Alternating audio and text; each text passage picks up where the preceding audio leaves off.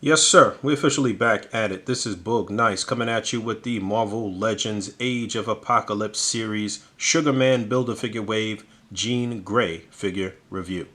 Let's do it. This ain't for no scalper. You a scalper? Then fuck out shit.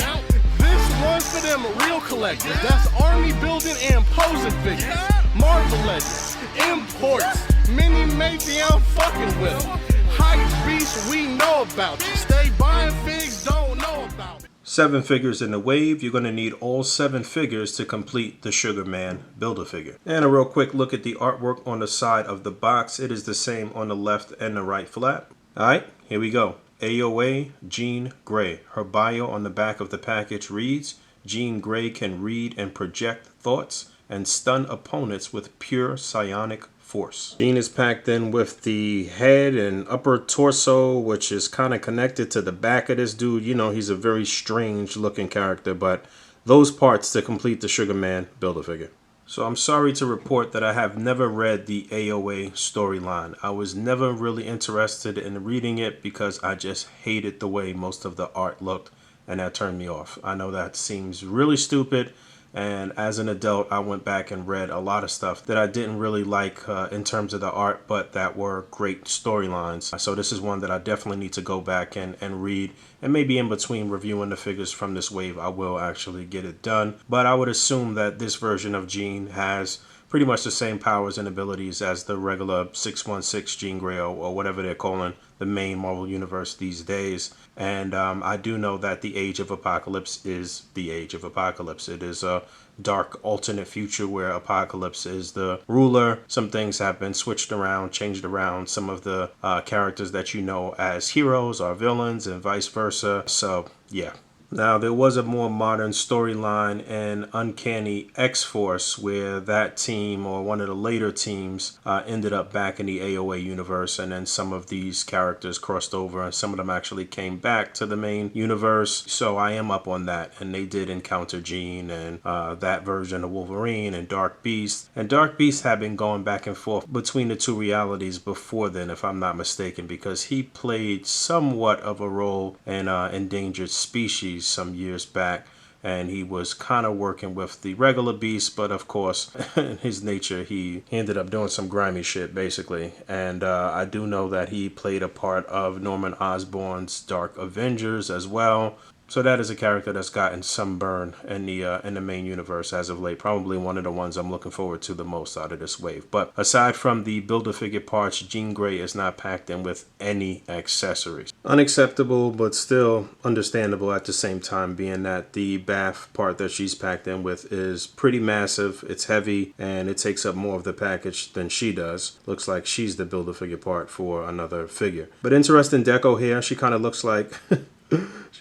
this design looks like something somebody would wear nowadays, honestly. Not really one of my favorite Jean Grey outfits, but it's not bad. It's pretty cool. One thing I did notice right out of the package, though, is that her bosom is very, very small. I'm not sure what's going on, but over time, Hasbro has been really, really reducing the bust line on their female figures. And you know, I'm no misogynist. I'm no, you know, I don't need everything to be hypersexualized or anything like that. But I mean, the character obviously does have some boob. I'm gonna have to ask them the next time I get up with the crew. But the deco looks good here. The paintwork actually looks pretty good. I don't really have too many paint imperfections on my version. I think she looks good. I like the head sculpt. It looks like the same, maybe the Mary Jane head sculpt that they've been using for some time, but it fits Jean here. And I don't really have any issues with the way the figure looks in terms of paint. So like I said, no additional accessories, but these are the same hands that we've been getting with every Jean Grey figure and quite a few other female figures for some time. You can pop them off and you can mix and match with any other hands that we have out there. It would have been nice to maybe just get some relaxed hands, some fists or something like that. But it is what it is.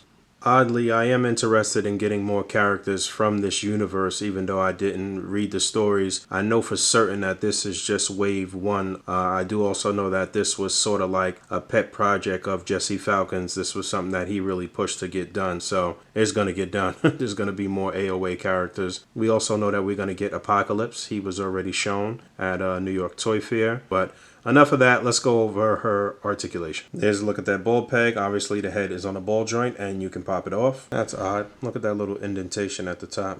But she can look down pretty far. I really hate the way the heads shift on some of the female bodies. It's really odd, especially from the back, but she can look up and down pretty far, which is good for a character that can fly, or seemingly fly. Like I said, I think she has some of the same powers and abilities. Left to right, pivot. No big deal with her moving her head and neck around. It just, you're just going to have to shift it on the neck a certain way to make it look proper and not odd in certain situations. Shoulders on the ball joint, they're going to come up pretty far. You're not going to really be able to do a full 360 because these shoulder pads will hinder your ability to do that. You get a single jointed elbow that's a bit more than 90 degrees. It'll rotate there as well. There is no cut at the upper bicep, so that's pretty much it as far as the arms go. I'm noticing something different here as far as this upper torso. It seems like a greater range than some of the other females that we've had more recently, so that's pretty good. Still no ab crunch. I don't know if we ever gonna get an ab crunch on the female figures, but T-joint at the pelvis. Legs will come up that far. She gets a decent split. There is an upper thigh swivel. There is a double jointed knee.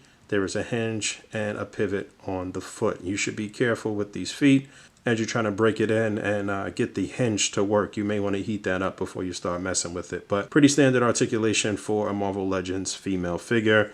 Not enough. All right, one quick size comparison and I'm getting out of here. So left to right. On the far left is the Rocket Raccoon Build-A-Figure Wave Jean Grey, which was a figure that was very hard to find and very expensive before they released the figure on the far right. But we'll get to her. And then right next to her is the Juggernaut Build-A-Figure Wave Phoenix, codename Phoenix, Jean Grey, same thing, with the Mary Jane head on that body, I believe. I do not like the head sculpt that they originally packed in with this figure, and I think this looks much better, much cleaner. And then in the middle is the Sugarman Build-A-Figure Wave Jean, and then right next to her is the Dark Phoenix from the Dark Phoenix and Cyclops 2-pack, another one that is very hard to find and very expensive on the secondary market right now. And then on the far right is our most recent version of Jean from Hasbro, which completed our 90s X-Men, and this was the Love Triangle 3-pack Jean. So I didn't really go about standing all of them up because it's a pain in the ass to try to stand some of these, so I got them on some A.C.B.A flight stands here.